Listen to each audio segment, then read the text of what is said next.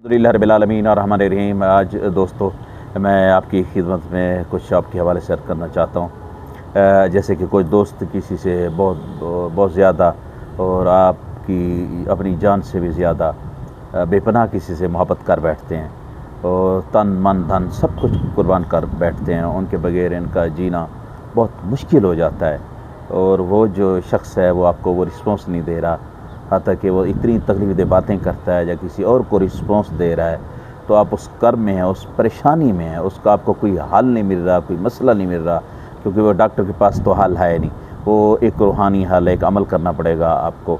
तो आप मुख्तसर जाम 11 मरतबा आप ये ज़िक्र करें, ये वज़ीफ़ करें, हस्बुनल्लाह निअमल वकील, हस्बुनल्लाह निअमल वकील। वो पहले नंबर पे तो लौटेगा, आपको रिस्पॉन्स देगा, आपकी मोहब्बत को समझेगा, आपकी जान देना, उस पर जान कुर्बान करना, इस चीज़ को समझेगा, आपकी सोच को, आपके नज़रिए को समझेगा। पहले नंबर पे तो ये होगा अल्लाह के हुक्म से। अगर ये नहीं हुआ तो फिर ये होगा, वो दर्द, वो गम आप बर्दाश्त कर पाएंगे, सह पाएंगे, उसको भूल पाएंगे अच्छी तरीके के जैसे भूल जाना चाहिए इंसान।